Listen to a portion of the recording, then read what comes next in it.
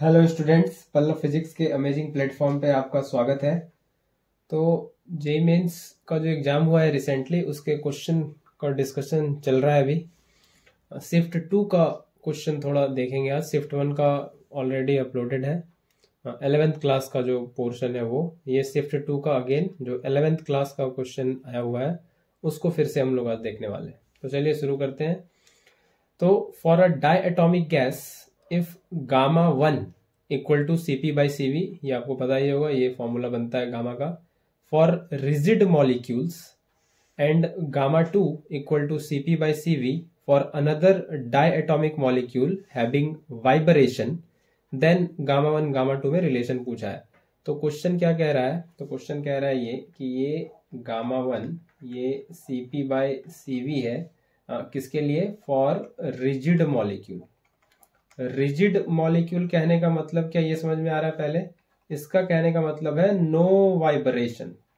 No vibration मतलब कोई vibrational degree of freedom नहीं होगा इसमें। सिर्फ क्या होगा? ट्रांसलेशनल, ट्रांसलेशनल और प्लस रोटेशनल, है ना। यही 2 डिग्री ऑफ फ्रीडम होगा।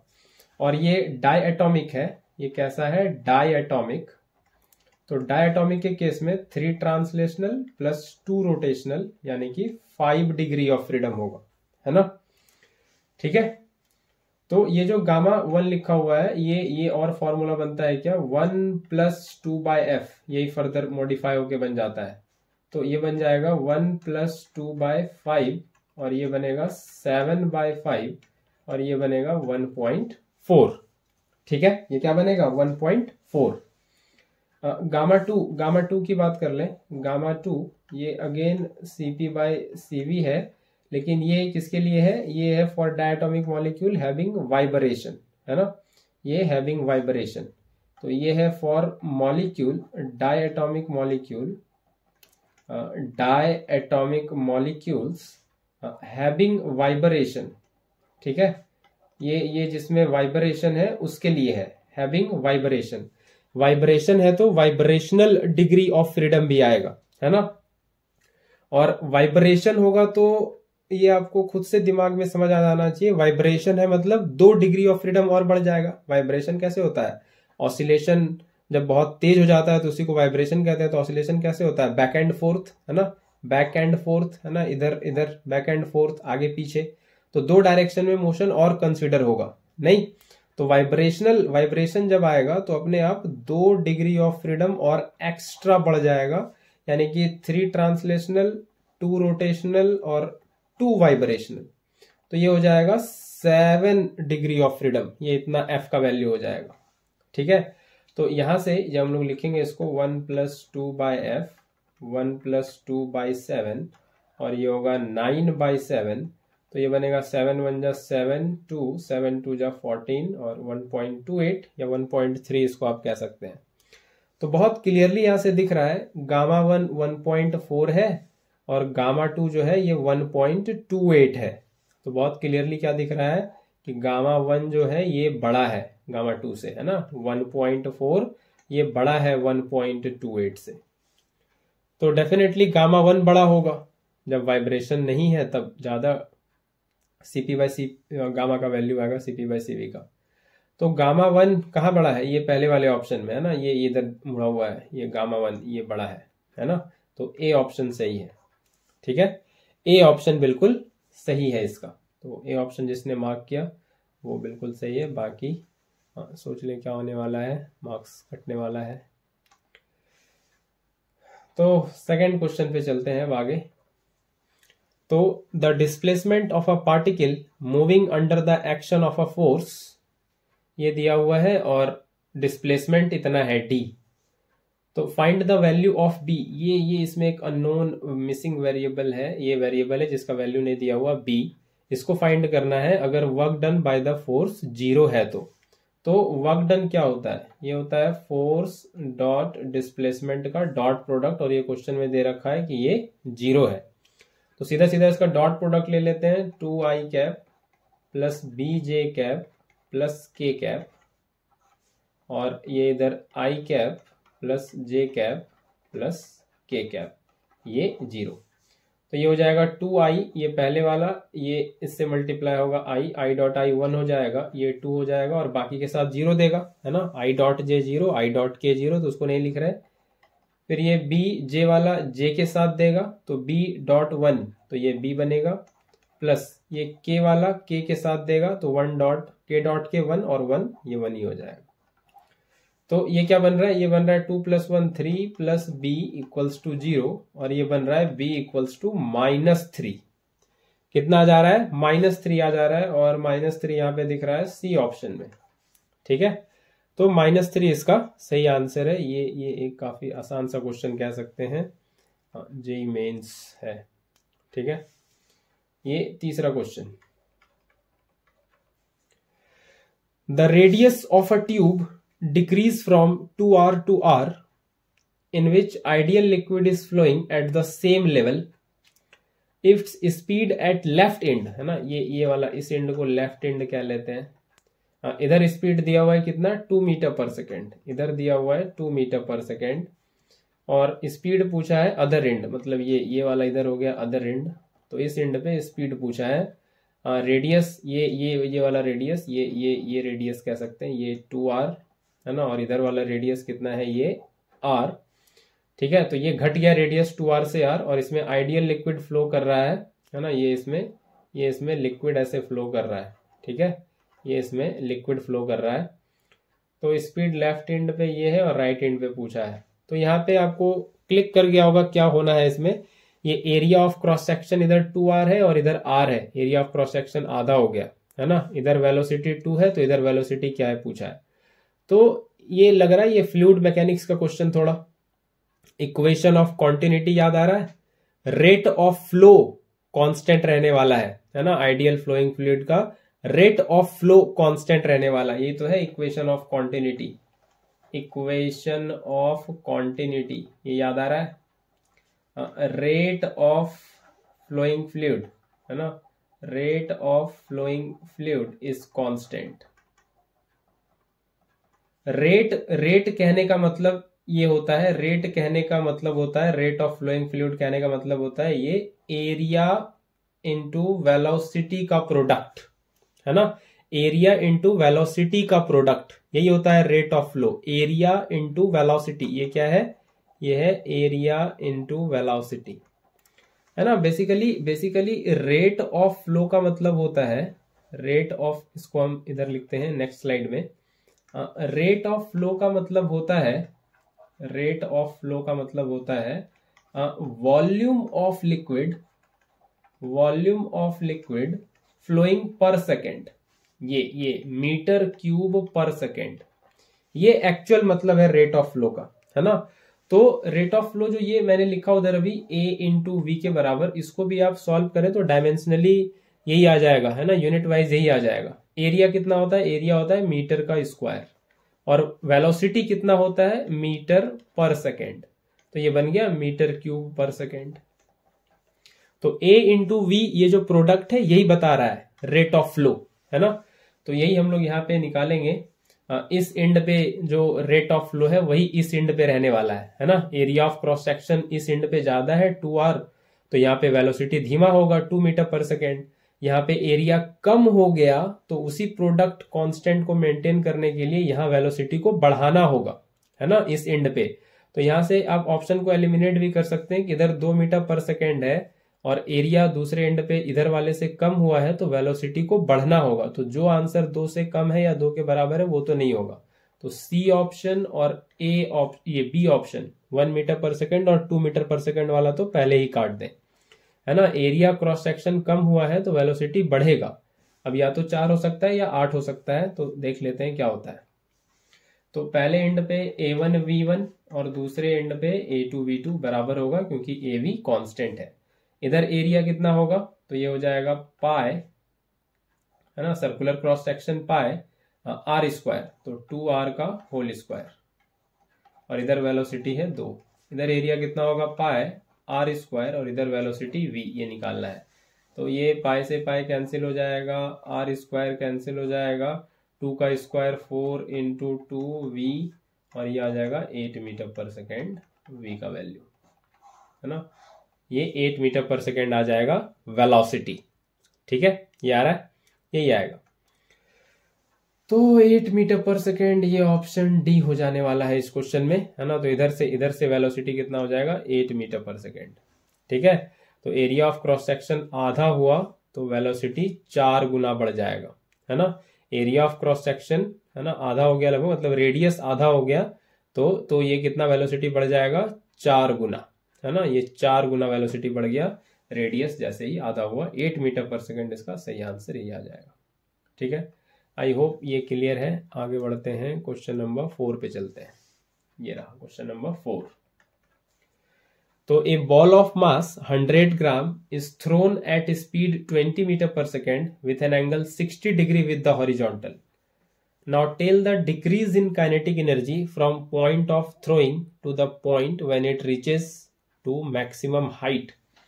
तो क्या क्वेश्चन है, सबसे पहले तो बॉल का मास दिया हुआ है 100 ग्राम और इसको केजी में बदल लें तो 100/1000 ये हो जाएगा 0.1 kg। इसका जो वेलोसिटी है u इनिशियल ये है 20 मीटर पर सेकेंड। ठीक है, और ये थीटा, ये जो एंगल ऑफ प्रोजेक्शन है ये है 60 डिग्री। तो काइनेटिक एनर्जी कितना घट जाएगा जिस पॉइंट से थ्रो किया गया है, और जब ये मैक्सिमम हाइट तक पहुंचेगा तो काइनेटिक एनर्जी कितना घटेगा, ये क्वेश्चन है। तो इसको थोड़ा पिक्चराइजेशन करें इसका, इस क्वेश्चन का। तो ये इसको, ये प्रोजेक्टाइल है ना, और यहाँ से ये कुछ ऐसे ये थ्रो किया गया। यू कितना है, यू कितना दे रखा है, यू दे रखा है 20 मीटर पर सेकेंड। तो यू दे रखा है 20 मीटर पर सेकेंड और ये एंगल ऑफ प्रोजेक्शन है कुछ 60। ठीक है, तो ये इनिशियल पॉइंट ऑफ थ्रो है यहाँ पे, है ना, ये इनिशियल पॉइंट ऑफ थ्रो है। और यहाँ पे जब ये मैक्सिमम हाइट पे पहुंचेगा, है ना, यहाँ पे क्या लें, ये कितना है, ये एच मैक्स, है ना, मैक्सिमम हाइट पे, यहाँ पे जब ये पहुंचेगा तो इस पॉइंट पे काइनेटिक एनर्जी क्या होगी, और इस पॉइंट पे काइनेटिक एनर्जी क्या थी, उसमें कितना चेंज आया, कितने से घट गया, ये पूछा है। तो इनिशियल वाले पोजीशन पे काइनेटिक एनर्जी क्या होगा, इनिशियली काइनेटिक एनर्जी इनिशियल ये हो जाएगा। काइनेटिक एनर्जी क्या होता है, हाफ mv², है ना, यही होता है। हाफ m कितना है, 0.1 kg, और v कितना है यहाँ पे इनिशियली, तो ये है 20 मीटर पर सेकेंड, है ना। तो 20 का स्क्वायर, तो ये आ गया कितना, हाफ 0.1 और ये 400। तो डेसिमल हटाएंगे तो एक 0 हटेगा, ये आ गया 20। तो इनिशियल काइनेटिक एनर्जी कितना आ गया, 20 जूल, सीधा सीधा। एट मैक्सिमम हाइट पे बात करें, जब ये यहाँ पे मैक्सिमम हाइट पे पहुंच जाएगा, ये जो थ्रो किया गया है बॉल, जब ये मैक्सिमम हाइट पे होगा तो यहाँ पे काइनेटिक एनर्जी क्या होगा, तो kinetic energy at maximum height, kinetic energy तो वही रहने वाला है, हाफ mv², यही फॉर्मूला बनना है। ये v, ये इसको कह देते हैं मैक्सिमम हाइट पे वेलोसिटी। ये आपको पहले देखना पड़ेगा मैक्सिमम हाइट पे क्या वेलोसिटी है। तो ये बॉल जब मैक्सिमम हाइट पे है तो ये देखिए प्रोजेक्टाइल मोशन है, 2D मोशन है ना। तो यहाँ पे इसके पास 2 वेलोसिटी हमेशा होता है। ये जो वेलोसिटी दिया गया इसका 2 कंपोनेंट ना, ये u, ये थीटा 60 है, तो इसका हमेशा 2 कंपोनेंट, u cos 60 और ये u sin 60, हमेशा ये 2 कंपोनेंट होगा। बॉल ऊपर भी बढ़ता है और आगे भी बढ़ता है ना, ये ऊपर भी जाता है और आगे भी जाता है। तो 2D मोशन है प्रोजेक्टाइल। ठीक है, प्रोजेक्टाइल कैसा है, 2D मोशन है। तो जब ये मैक्सिमम हाइट पे होगा, जब ये बॉल अपने मैक्सिमम हाइट पे होगा तो यहां से बॉल ऊपर तो नहीं जा रहा है ना, मैक्सिमम हाइट के बाद ये नीचे आएगा। तो बॉल जब अपने मैक्सिमम हाइट पे है तो ये बॉल ऊपर नहीं जा रहा, मतलब u sin 60 वाला कंपोनेंट क्या हो गया है, 0, है ना, क्योंकि यहां से ये ऊपर नहीं जा रहा अब।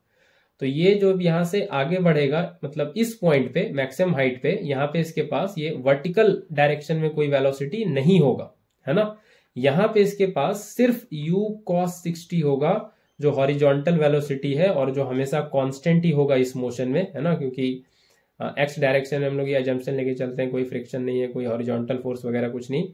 तो ये वेलोसिटी हमेशा u cos 60 ये हमेशा बना रहेगा और मैक्सिमम हाइट पे बस यही वेलोसिटी सर्वाइव करेगी, ये u sin 60 होगा नहीं, है ना, क्योंकि वहां पे ये ऊपर नहीं बढ़ रहा, तो वहां पे ये वेलोसिटी 0 हो जाएगा। उसके बाद जब नीचे आएगा तो फिर ये वेलोसिटी वापस से, है ना। तो मैक्सिमम हाइट पे सिर्फ u cos 60 वेलोसिटी है, तो यहाँ पे हम लोग लिखेंगे हाफ m 0.1 और मैक्सिमम हाइट पे वेलोसिटी कितना है u cos 60, बस यही वेलोसिटी है मैक्सिमम हाइट पे, ठीक है। तो ये हाफ 0.1 और u कितना है, u है 20, cos 60 कितना है हाफ, तो ये 210 और ये हो गया हाफ 0.1 और 10 का स्क्वायर कितना हो जाएगा 100, ये डेसिमल हटेगा, ये आ जाएगा 5 जूल, ठीक है 5 जूल। तो 20 जूल था स्टार्टिंग में और मैक्सिमम हाइट पे 5 जूल हो गया, तो कितना घट गया, है ना। ये 20 था स्टार्टिंग में, मैक्सिमम पे 5 हो गया, तो कितना घट गया, तो ये 15 जूल कम हो गया, है ना। काइनेटिक एनर्जी कितना डिक्रीज कर गया 15 जूल, तो इसका सही आंसर बन जाएगा ये 15 जूल, ये फर्स्ट ऑप्शन, है ना। 15 जूल इसका सही आंसर आ जाएगा, ठीक है। आई होप ये क्वेश्चन आपको समझ आया होगा। आगे बढ़ते हैं, क्वेश्चन नंबर 5 देखते हैं। तो ए और बी दो यूनिट वेक्टर है such that angle between A and B is π/3। तो क्या कह रहा है कि सबसे पहले तो ये क्या है, ये है यूनिट वेक्टर। यूनिट वेक्टर कहने का क्या मतलब है कि इसका मॉड्यूलस ये 1 होगा और बी का भी मॉड्यूलस ये 1 होगा, ठीक है। और दोनों के बीच एंगल अगर कह दें थीटा, तो ये है π/3, ये 60 डिग्री, है ना। ये एंगल है दोनों वेक्टर के बीच। उसके बाद कह रहा है if lambda a vector plus 3b vector and 2a vector plus lambda b vector are perpendicular to each other then product of all possible values of lambda, है ना। ये पूछा है। तो पहले हम लोग यहां से काम करें कि यहां से पहले a डॉट बी हम लोग निकाल लें, क्योंकि ये परपेंडिकुलर है ईच अदर का। हाँ, तो इसका डॉट प्रोडक्ट जब 0 करेंगे तो वहां पे a डॉट बी आएगा, तो क्यों ना पहले यहां से हम लोग a डॉट बी पहले निकाल लें। ये डॉट प्रोडक्ट होता है a का मैग्नीट्यूड, b का मैग्नीट्यूड और cos 60 डिग्री, ठीक है। तो यहां से इसको आगे की स्लाइड में यही देख लें, a1 और ये b1 और cos 60 हाफ, तो ये हाफ आ रहा है। तो ये यूज होगा आगे, ये आपको ध्यान रखना है कि a डॉट बी ये कितना आता है हाफ के बराबर, a डॉट बी कितना आता है हाफ के बराबर, ये यूज होगा क्वेश्चन में। आगे कह रहा है कि ये लैम्डा ए प्लस 3b और 2a प्लस लैम्डा बी, है ना। तो ये कह रहा है लैम्डा ए प्लस 3b और 2a प्लस लैम्डा बी, ये क्या है, ये दो वेक्टर है ना। दो वेक्टर को जोड़ा गया तो वेक्टर ही मिलेगा। ये दो वेक्टर है, इसका ये एक दोनों ना एक दूसरे के परपेंडिकुलर है। परपेंडिकुलर कहने का मतलब है कि इसका जब डॉट प्रोडक्ट लेंगे तो ये मिलेगा 0। इसका जब डॉट प्रोडक्ट लिया जाएगा तो कितना मिलेगा 0 मिलेगा।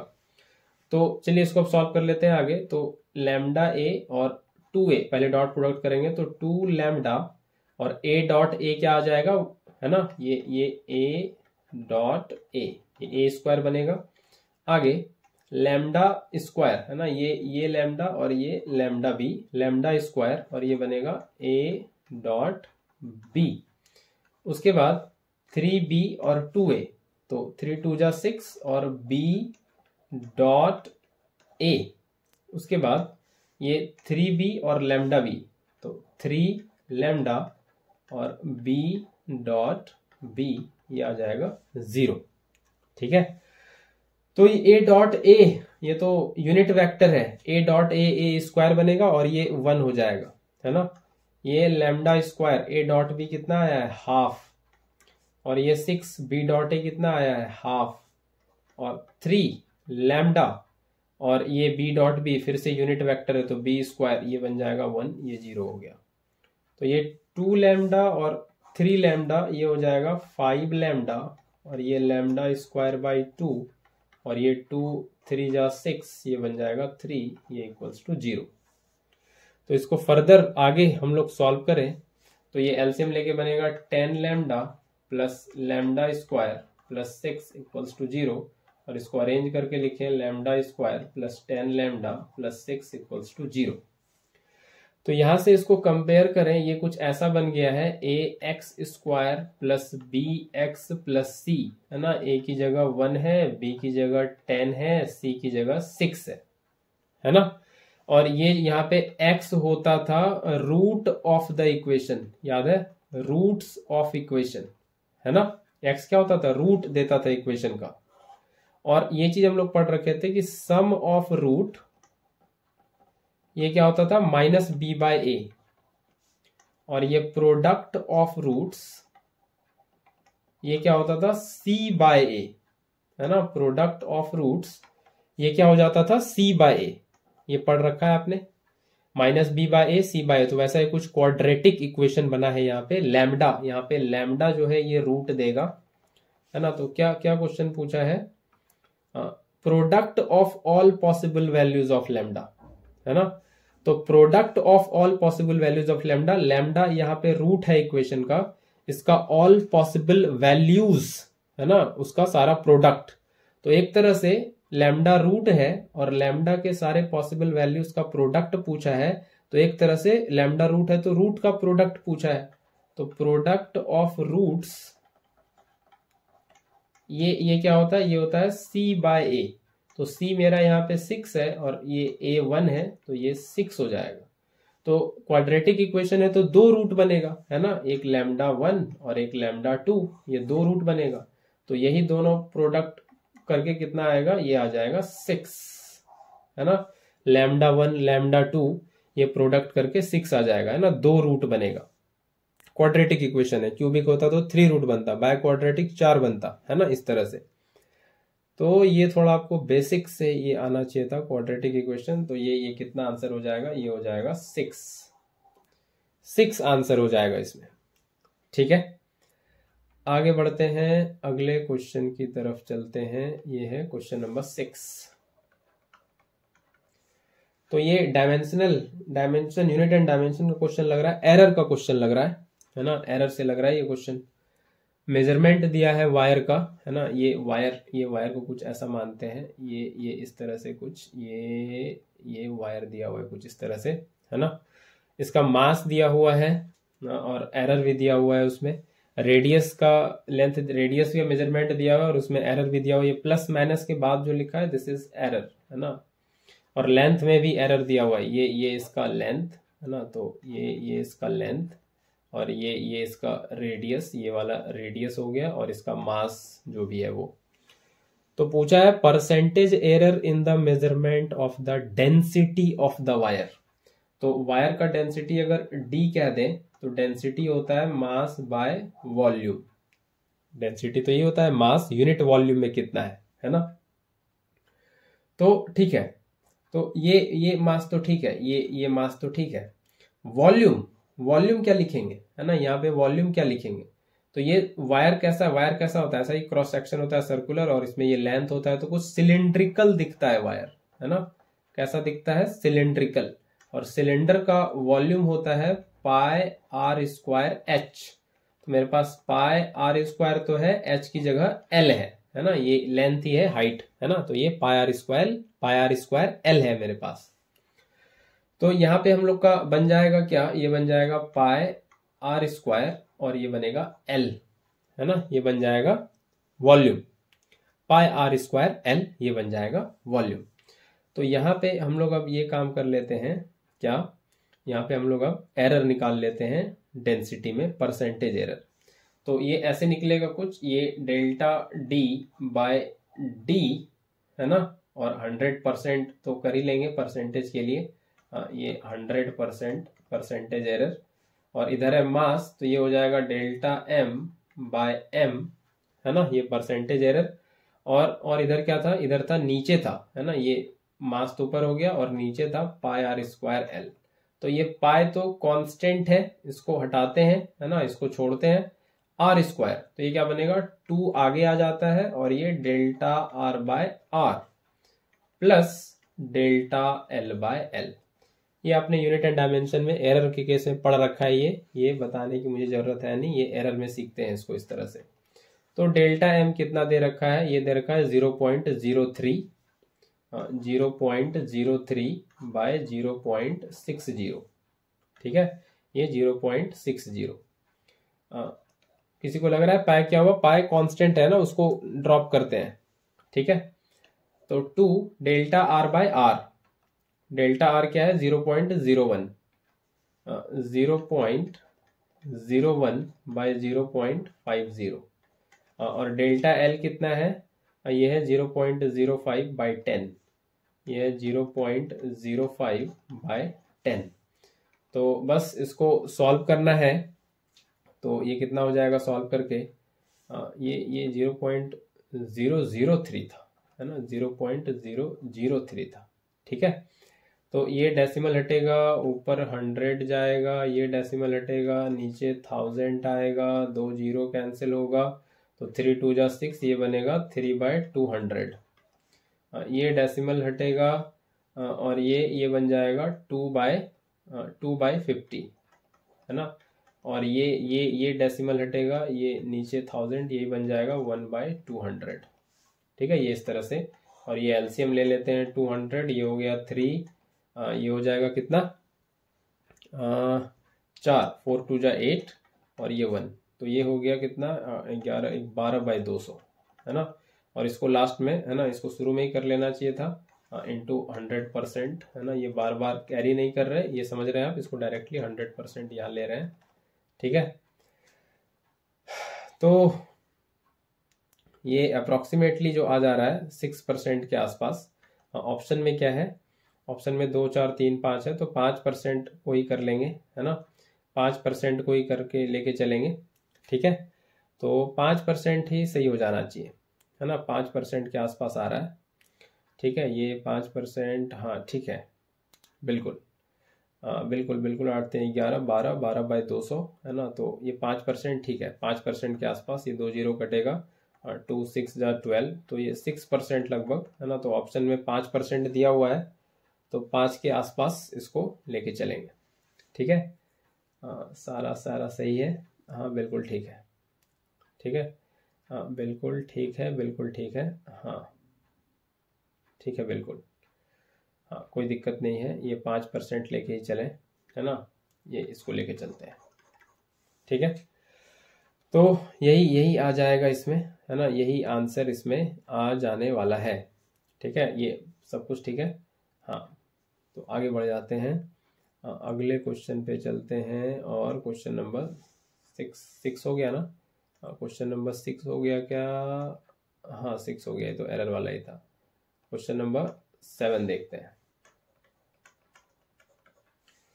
तो sphere of mass m is in glycerine.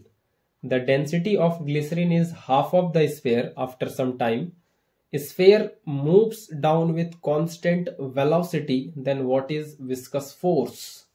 तो ये कुछ ऐसा मामला है, ये कुछ ग्लिसरीन, है ना, ये कुछ ग्लिसरीन दे रखा है ना, ये कुछ ग्लिसरीन दे रखा है, और इसमें एक स्फेयर है ना, एक स्फेयर है, ठीक है, ये एक स्फेयर है, इसका मास m, और ये ग्लिसरीन में है, और ये ग्लिसरीन का जो डेंसिटी है ना, इसको डेंसिटी ऑफ ग्लिसरीन कह लें, ये ग्लिसरीन का डेंसिटी जो है वो स्फेयर, ये जो बॉडी है इसका डेंसिटी ऑफ स्फेयर, इसके डेंसिटी का आधा है। तो क्या गिवन है कि डेंसिटी ऑफ ग्लिसरीन, ये जो है डेंसिटी ऑफ स्फेयर का आधा है, ठीक है।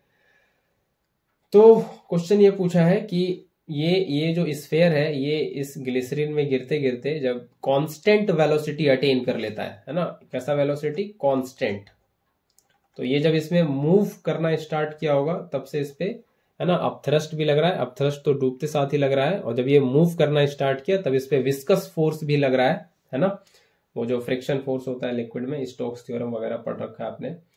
तो कांस्टेंट वेलोसिटी ये अटेन कर लेता है थोड़ी देर बाद, और वो हम लोग ऐसे पॉपुलरली उसको कहते हैं टर्मिनल वेलोसिटी, है ना। अब आपको ये लिंक क्लिक किया होगा, ये कांस्टेंट वेलोसिटी क्या है, तो टर्मिनल वेलोसिटी बेसिकली, तो ये स्फेयर इस लिक्विड में मूव करते करते टर्मिनल वेलोसिटी जब अटेन कर लेगा, तो फिर पूछ रहा है कि इसमें विस्कस फोर्स क्या होगा, है ना, ये इसमें विस्कस फोर्स क्या होगा। तो ये जब इस लिक्विड में चल रहा है, और कहते हैं कि इस पोजीशन पे, चलिए कह लेते हैं कि यहाँ पे ये कांस्टेंट वेलोसिटी अटेन कर लिया है, तो इस पे जो वेट लग रहा है W और इस पे जो अपथ्रस्ट लग रहा है U और इस पे जो विस्कस फोर्स लग रहा है FV, ये इसके बराबर हो जाएगा, है ना, बैलेंस हो जाएगा। जब इस पे लगने वाले वेट के बराबर अपथ्रस्ट और विस्कस फोर्स ये दोनों मिलके वेट के बराबर हो जाएगा, तो उस मोमेंट पे ये फिर कांस्टेंट वेलोसिटी अटेन कर लेता है। और वही हम लोग यूज करेंगे कि कांस्टेंट वेलोसिटी आ गया मतलब वेट जो है अपथ्रस्ट और विस्कस फोर्स के बराबर हो गया, और यही हमको विस्कस फोर्स निकालना है W माइनस अपथ्रस्ट। ठीक है, तो वेट कितना होगा, वेट तो होगा mg। अपथ्रस्ट कितना होगा, अपथ्रस्ट का फॉर्मूला आपको पता है, ये होता है v, है ना, ये v रो किसका, लिक्विड का, है ना, ये लिक्विड का, ग्लिसरीन का, और g, और ये v क्या है, ये किसका वॉल्यूम है, ये है स्फेयर, वॉल्यूम स्फेयर का जो इमर्ज्ड है, इमर्ज्ड वाले पार्ट का, तो वो तो पूरा ही डूबा हुआ है फिलहाल। यहाँ पे जितना पार्ट सॉलिड का डूबा होता है ये वॉल्यूम उतने का होता है, ठीक है, लेकिन फिलहाल यहाँ पे पूरा डूबा हुआ है तो कोई दिक्कत नहीं। तो ये वॉल्यूम ऑफ स्फेयर हो गया, है ना, और ये डेंसिटी ऑफ ग्लिसरीन हो गया। ठीक है, तो ये फॉर्मूला होता है अपथ्रस्ट का, रो वी जी, है ना, ये आपने पढ़ रखा होगा, रो वी जी ऐसे करके आपने याद रखा होगा इसको, है ना। तो ये डेंसिटी ऑफ ग्लिसरीन हो गया, ये वॉल्यूम ऑफ स्फेयर हो गया। तो ये वॉल्यूम ऑफ स्फेयर जो इमर्ज्ड है ना, पूरा ही इमर्ज्ड है, और डेंसिटी ऑफ ग्लिसरीन ये क्या क्वेश्चन में दे रखा है, ये डेंसिटी ऑफ स्फेयर का आधा है, तो इसको ऐसे लिख लेते हैं, है ना, डेंसिटी ऑफ स्फेयर का आधा है। तो यहां से mg और volume of sphere, density of sphere, ये क्या हो जाएगा, मास ऑफ स्फेयर, और g बाय 2, तो ये एलसीएम लेके आ जाएगा mg बाय 2। तो यही विस्कस फोर्स हो जाने वाला है। तो ये कंडीशन तभी बनता है जब जब जब टर्मिनल वेलोसिटी अटेन हो जाता है ना, जब टर्मिनल वेलोसिटी अटेन हो जाता है तभी ये कंडीशन लगता है, ये वाला वेट जो है अपथ्रस्ट और विस्कस फोर्स के बराबर हो जाता है। ठीक है, तो mg/2 इसका सही आंसर है, और फर्स्ट ऑप्शन में दिख रहा है, तो mg/2 ही इसका सही आंसर हो जाएगा। आगे बढ़ते हैं, क्वेश्चन नंबर 8 देखते हैं। तो ये क्या कर रहा है, फोर्स लग रहा है इस पॉइंट पे 111, तो टॉर्क पूछा है अबाउट द ओरिजिन। तो ये तो काफी सिंपल सा क्वेश्चन हो गया नहीं। तो यहाँ पे आर वेक्टर सबसे पहले, ये 1 माइनस 0, ये हो जाएगा 1 माइनस 0 आई कैप, 1 माइनस 0 जे कैप, 1 माइनस 0 के कैप, तो ये हो जाएगा आई कैप प्लस जे कैप प्लस के कैप।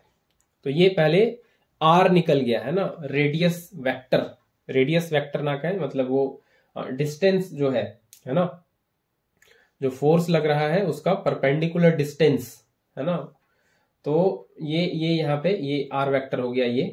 तो फोर्स कितना हो जाएगा, ये हो जाएगा 2 आई कैप, ये जो दिया हुआ है जे कैप, है ना, प्लस 2 के कैप, है ना। तो फोर्स जहां लग रहा है, जो पॉइंट ऑफ एक्शन है, उसका डिस्टेंस जहां से वो रोटेट हो रहा है वहां से डिस्टेंस, परपेंडिकुलर डिस्टेंस, है ना, जैसे गेट में होता है, जैसे गेट में होता है, नहीं, यहाँ पे हैंडल होता है, यहाँ से पकड़ के खोलते हैं, और यहाँ पे ये कब्जा होता है, नहीं, यहाँ पे ये कब्जा होता है ना, हिंज जिसको कहते हैं अंग्रेजी में। तो यहाँ से घूम रहा होता है, तो ये जो डिस्टेंस बनता है, नहीं, ये जो डिस्टेंस बनता है परपेंडिकुलर डिस्टेंस, ये है आर, और यहाँ पे ये एफ लग रहा होता है फोर्स हैंडल पे, है ना। तो टॉर्क उससे जनरेट होता है, कितना टॉर्क जनरेट होता है, तो टॉर्क जनरेट होता है, ये टॉर्क ये होता है आर क्रॉस एफ। ये आपने रोटेशन चैप्टर में भर के पढ़ा है, इसको मुझे बताने की जरूरत है नहीं। तो आर क्रॉस एफ हम लोग कैलकुलेट करेंगे, आर आई जे के है और एफ 2i j 2k है।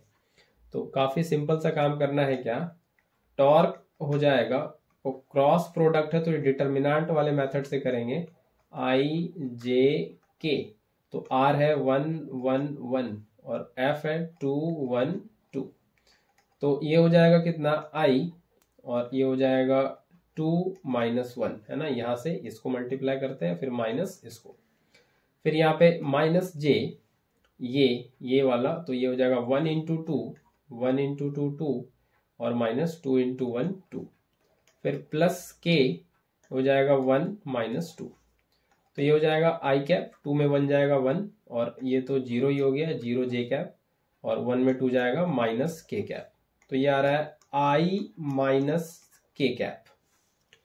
ये इतना टॉर्क बनेगा, है ना, आई माइनस के कैप, ये इतना टॉर्क बनेगा न्यूटन मीटर, है ना, न्यूटन मीटर, न्यूटन मीटर, ये न्यूटन मीटर इतना टॉर्क बनेगा। ठीक है, तो आई माइनस के कैप यही इसमें आ रहा है ना, ये इसका आंसर हो जाएगा। आप लोग देख लीजिए किसमें है ये, आई माइनस के कैप।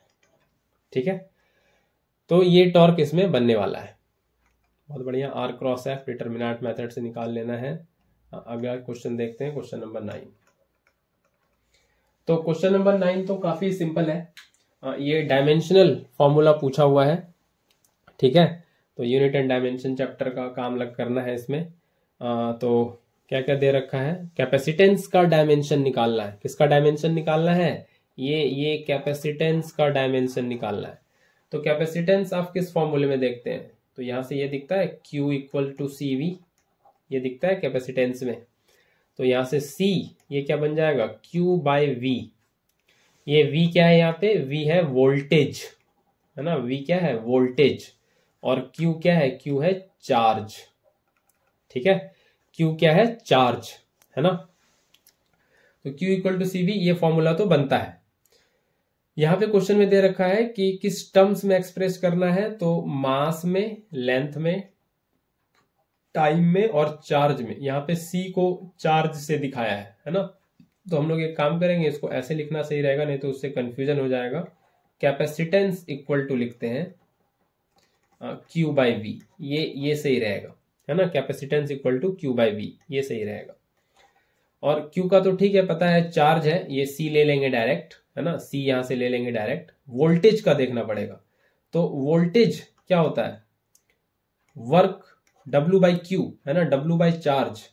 ये 9th 10th क्लास से आप पढ़ते आ रहे हैं, work done per unit charge, है ना, दिस इज वोल्टेज, है ना। Work done in moving a unit charge from one point two another, this is voltage. एक चार्ज को एक जगह से दूसरे जगह ले जाने में किया गया काम ही क्या कहलाता है, वोल्टेज। तो W बाई क्यू ये होता है VW बाई क्यू। W क्या है, वर्क डन, इसका यूनिट क्या होगा, डायमेंशन क्या होगा, हमको डायमेंशन से मतलब है, और Q का तो चार्ज है। तो वर्क का डायमेंशन हो जाएगा, इसको इसमें लिख लें ML2 T माइनस 2, हमको डायमेंशन दिखाना है ना, ये हो जाएगा। और चार्ज का तो C बोला है लेने, है ना, चार्ज का C बोला है लेने। तो यहां से वही काम कर लेते हैं, पहले V को यहां से रिप्लेस कर दें। कैपेसिटेंस बराबर लिख लेते हैं, कैपेसिटेंस बराबर Q बाई V, है ना, और V को लिख लेते हैं W बाई Q। तो ये हो जाएगा Q square by W। Q का डायमेंशन क्या लेने बोला है, C का स्क्वायर, है ना। Q का डायमेंशन क्या लेने बोला है, C का स्क्वायर, और W का तो पता ही है ML2 T माइनस 2। तो ये M जब ऊपर जाएगा तो ये बनेगा M पे पावर -1, ये L ऊपर जाएगा L पे पावर -2, T ऊपर जाएगा तो पावर 2, और C पे पावर 2 तो ऊपर है ही। तो M पे पावर -1, L पे पावर -2, T पे पावर 2, C पे पावर 2, तो कौन सा ऑप्शन में है ये, M पे पावर -1, L पे पावर -2, T पे पावर 2, C पे पावर 2, ये B ऑप्शन में दिख रहा है। ठीक है, ये B ऑप्शन में दिख रहा है। तो यही ये सिंपल सा क्वेश्चन था कैपेसिटेंस का। तो आई होप सारा क्वेश्चन आपको समझ आया होगा। मिलते हैं फिर नेक्स्ट वीडियो में, नेक्स्ट लेक्चर में कुछ और मज़ेदार क्वेश्चन के साथ। Till then take care, bye bye.